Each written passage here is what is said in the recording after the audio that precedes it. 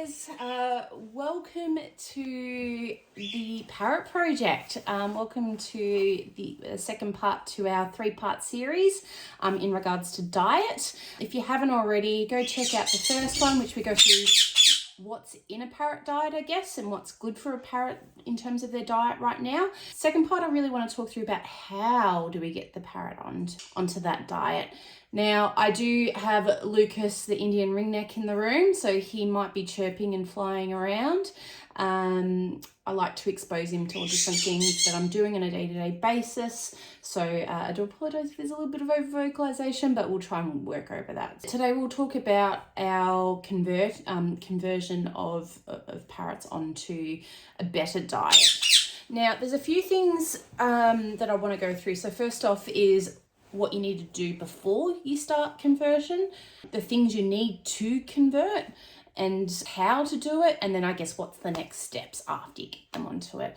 Now, just a quick brief run through of the last video. So we were talking about the combination of a pelleted raw diet with seed and nuts and things like that as treats. So that's a very quick summary of our previous video. One thing I do want to quickly correct from that previous video was that I started re-looking at some of the brands. And it seems that recently a lot of brands have started to do what we call the guarantee analysis, which guarantees pretty much the macros in your parrot's diet, which is an amazing thing. So you can be guaranteed that the parrot's going to get X amount of protein from their pelleted diet, fiber, X amount of whatever they've guaranteed in terms of the analysis. Just wanted to correct that, which is amazing, and will help me. I always will constantly evaluate my bird's diet, so that will make me do a little bit of research, and I'll get back to you if I do any changes in my bird's diet. So I guess, what do we need to do before you start converting your parrot? So you've got all this amazing information. Oh, this is great. I'm going to start changing my bird's diet and make things a lot better.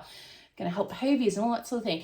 And that's amazing. I'm really rapt that people start thinking that. So I guess before we start that, everything we do is underpinned by an avian medical examination. Before you even start considering getting your bird onto a different diet, please go get your bird checked out for a well bird check at least.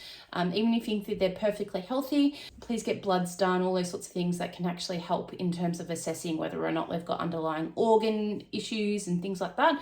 Will help decide if you progress to the next level of actually getting your diet changed, or if you need to do a few things before that, if you need to treat an illness or a disease and things like that. I would not recommend converting a bird who is unwell.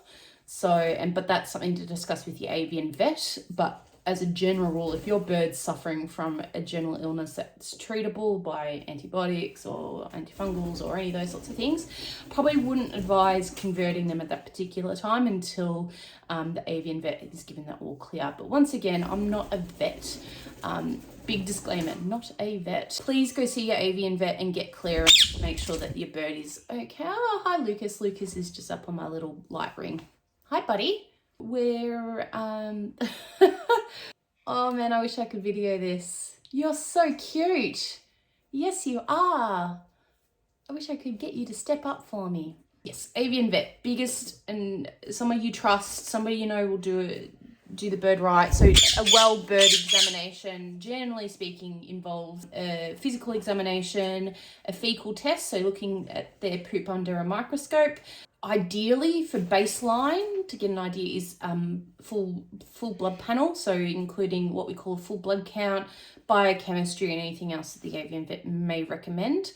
And that tends to help at least establish whether or not there's any sort of organ disease and things like that are underlying that we can't see. So please get your bird checked out. So let's say you've got a nice, healthy bird that is ready to rock and roll, okay? They're on a seed diet, they're on a bit of mix of every bit of fruit, bit of nut, bit of seed, bit of whatever. Period of time of at least pellet conversion, we get them onto a single diet, nothing extra, no additional fruit, I'd probably even say no chop for the initial period, especially if you're unexperienced with birds. So part of that, so the things you will need to do parrot conversion is obviously the pellets. Now, I would recommend a plain bland pellet first off. So none of the fruity looking ones, I generally wouldn't advise that anyway as a base diet. But so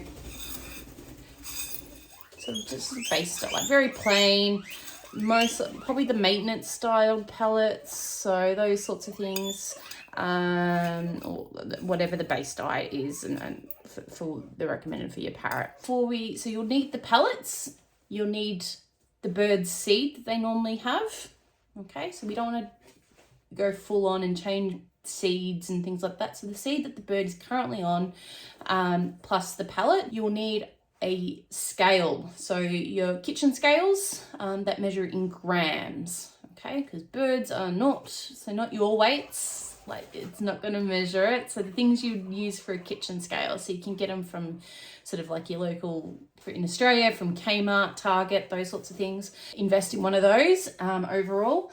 And then also something to weigh your bird on. So look, it's a bit hard. If your bird does step up onto a perch, fantastic. If not, I know that you may struggle with the bird initially with that, but I would suggest, if the bird allows you to weigh them, please weigh them. If it's going to cause too much trauma, I'd probably say not. So if you've got for example, Lucas, I probably wouldn't. The bird's poo, okay, and I'll go through the different types of poo, and obviously the bottom of the cage, so to really see if they're actually eating it. Birds are very, very good at picking it out, playing with it, biting it up, but not ingesting.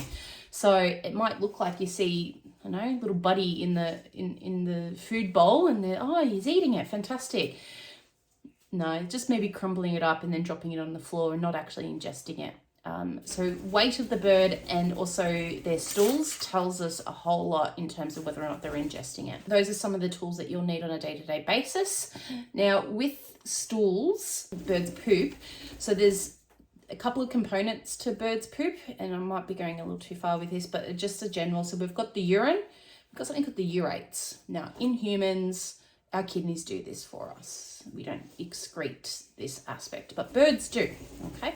So that's the white part, the nice bright white, what should be nice and white part, okay? And you got the urine, which you'll see like a little puddle, well, not puddle, but like a little ring around in terms of the fluid. Sometimes you don't see that, but the poop itself is moist. So it's surrounded by urine.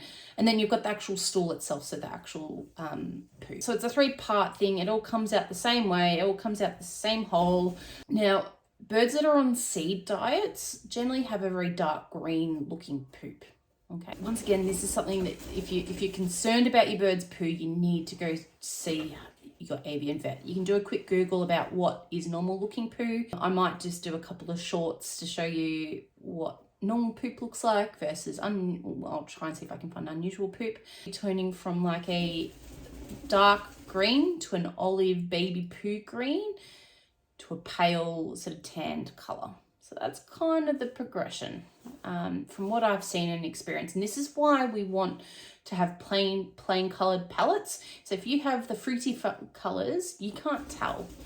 It all just looks the same. It all has that greeny look, and that's another aspect as well when we're feeding the fruity color looking pellets, is that poo also looks green. A little bit different than the sea green, but still looks green. So yeah, so that's one aspect. So those are the things you need to look out for, and like I said, to weigh and whatnot. I'll put these in dot points in the comments because I'm going to be talking through a lot of different things, I guess, essentially. And you can rewind, obviously, on YouTube and things like that. But yeah, so I'll timestamp everything and so you can just quickly rewind and things like that. Anyway, so like I said, those are the things and the tools and the skills that you probably need to look at converting. Now let's get to the actual conversion. Now, the one way I like doing it is the one that's been promoted by VetaFarm. And I tend to find I've not had a bird not convert via this method, but do video for this in the comments. And essentially is that, so you get the amount of seed that your bird would be eating in a day. And so I guess we shouldn't be just filling up a bowl full of seed, like huge, like fill that full of seed no, don't do that. So birds eat about 10% of their weight. So let's say you've got a cockatiel, on average is about 100 grams. So you're talking about 10 grams of seed.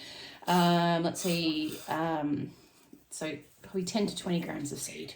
give you a rough estimate. No less than 10 grams of seed.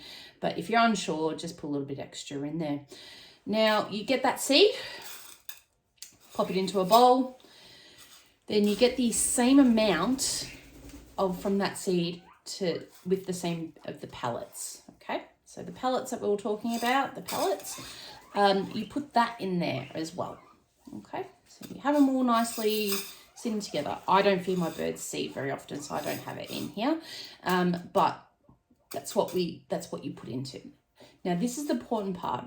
You put lukewarm to warm water in that bowl with this pellet, okay? Not cold, not boiling hot, lukewarm to warm water, okay? And what that does, it softens the pellets enough to make it into a rissole. And the idea is, and the concept behind this is that with the rissole, it's moist. What happens is that you put the seed and the pellet and you mix it all together. It's what the bird actually has to do. So it knows the seed. It'll pick out the seed, okay? It picks out the seed, and in the process, it cannot avoid not eating the pellet. So it's like sneaking in vegetables into your lasagna for your kids. So you put a bit of carrot, a bit of celery, a bit of, I don't know, spinach and whatever, nice and finely, mix it in. They eat the yummy stuff, and then in the midst of it, they eat the good stuff at the same time. Same concept. So that's one way. The rissole, I wouldn't leave that in the cage for too long. So maybe a rissole in the morning and a rissole at night, just because obviously it's moist and it dries out. So it sort of takes away. And just please remember, guys, this generally doesn't normally speaking, take that long. On average, maybe 1 to 2 weeks. So please know it's not forever. So yeah, so this is a short-term solution for very, very, very, very long-term gain. So I just asked to persevere. Please make them fresh as well, because in the fridge they dry out and it sort of loses that requirement to pick through it. So and getting the pellets at the same time. Do that probably for at least 4 to 5 days at 50-50. Now, at the end of that, we can assess to see whether or not the bird, and this is where the poop comes in and the weighing comes in, we can assess to see if the bird is actually been eating the pellet. And that's through, like I said, the colour of the poop and also the weight. If you're unsure, please hit me up. I'm more than happy to help. If you're doing this process and you're wanting some assistance, just shoot me a message. My email's in the about section, and I'm more than happy to help, okay, and give you some guidance and what things look like. Once we've established that this bird is eating the pellet, then we go on to the next point, which is reducing the seed to pellet ratio. Generally speaking, we go by about 10%. So we do a 10%, so we go 60-40, so 60% pellet, 40% seed. Once again, we'll do that for a few days, assess if the bird's eating, if it's not losing weight, if it's all those sorts of things that I've previously talked about, and then 70-30. Once we get to about 70-30, the bird is, normally speaking, relatively converted. Some birds convert in days, some birds can take a few weeks. So it does depend. The rissole method tends to be the one I use the most and I have the most success with. So there's a couple of other ways. You can introduce the pellets as a treat to a bird. So if you've got a very curious bird, so the bird eats seed, you can potentially introduce this to the bird. If they like hanging around with you pretend to eat it, those sorts of things. If they start eating it straight away, just pop some dry stuff into the cage, into their enclosure, and see if they munch on it or not. The only problem with this is that you don't fully know how much the bird's eating because you're giving them a seed diet on top of that. And people put a big no-no as well, putting dry seed and dry pellet in there. Birds are just going to pick out around it. You're wasting your money. You're wasting your money on your pellet. So I generally wouldn't advise that either. And I tend to always find that Lucas is trying to get his treats. I've got buckets of treats right next to me here because I'm going to be training him after this. He's exploring a lot more, which is really great. Anyway, so another method that I've seen used and does have success as well. I personally haven't used this in my birds, but I've seen it used in other birds successfully, is that you can make up a dry mix. And what you do is same thing, 50% seed, 50% your maintenance, but then you put a little bit of extra. So let's say you get a big bowl, you'll need a processor or something that blends things to make it into kind of like a semi kind of powdery, not powder, but like kind of reduced down to sort of smaller amounts. You can do a combination of, so something with, like I said, the maintenance diet, plain bland, so once again, no colors, none of that. Bit of nuts, different types of nuts, so a bit of cashew, bit of walnut, bit of that, and you all mix that together and you blend it, and it kind of blends the seed into the pellet slightly. And once again, through picking, so if you want a dry mix instead of using the Rissole method, they'll pick through, but they have to eat the pellet at the same time. I've seen it being done. I've seen it done successfully. I personally not done it with my birds, so I can't give exacts about it, but I have seen it done, and it's been done very successfully. So yeah, you make it a bit varied. So just making sure you've got that 50-50 mix with that seed and that sort of thing. One thing I do recommend though is not to have sunflower seeds. So you can get the budgie mix. So for seeds, budgie mix is generally the better of the seeds to use for this particular. So please take out all the sunflower seed. We're just going to invest in the brand, the same brand, but just the budgie mix, because they generally don't have sunflower seeds in it. So another method. So that's 3 different methods that you can use. I would generally say the Rissole method, I found more, I keep on saying it, more success. But yeah, so you've got a couple of ways you can play around with it. Now, please make this your bird's diet and the only diet for the next few weeks. If we introduce other foods such as chop and things like that, which chop is amazing. I will not ever not feed my birds chop, but for that small period of time where we need to know 110% the birds are eating the pellet, I personally find that one thing at a time is better. Not because the bird can't handle it. Generally speaking, it's more the fact that you 110% know that this is actually done. Okay, so the bird might be eating perfectly fine, but we don't know that 110%. So for us to know 110%, I would highly recommend doing this one at a time. The conversion onto that. Now, I've talked about the raw diet and the recommendation from Bird Tricks for their seasonal feeding guide. It's amazing. I'll plug it again. I'll keep plugging it. Some people cut up raw diet every week, which is fantastic. Don't get me wrong, I love it. All those sorts of things, but I'm a very organized, straightforward, like things neatly in a pile sort of thing. So for me, it works amazingly that I do a month's or 2 months worth of chop. Let's say we've got your bird, we've converted them. Hallelujah. You now have an amazing base to then start your training.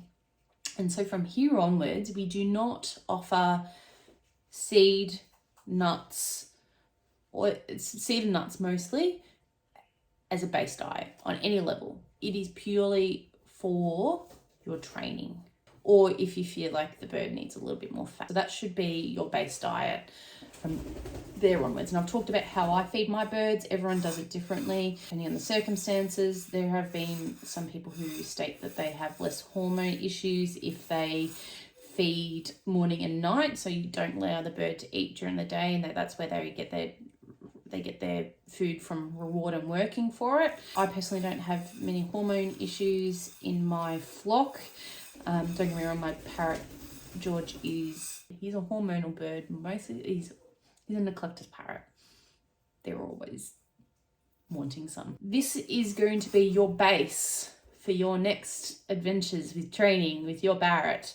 So those are some tips and hints about getting you converted, and the tools and things like that you're going to need. So hopefully that gives you some insight. And the next one, I'm going to sort of talk about the role of treats in your bird's diet and the weight that a treat has in terms of your training and how to really utilize that treat at the best way. So that will be part 3, and that'll be our 3-part series about diet. As things change in diet and things that I find out, I'll definitely update. Very excited, guys. I hope this has given you some really good information. Let me know, give me feedback. If you've got some different information about diet and what's best, shoot it in the comments. I'm more than happy to read that discussion about that. So subscribe, like, all those sorts of fun things, only for the fact that it allows me to reach more people, and it gives me the ability to then take on more parrots as well. So all right, fantastic. I will talk to you guys soon.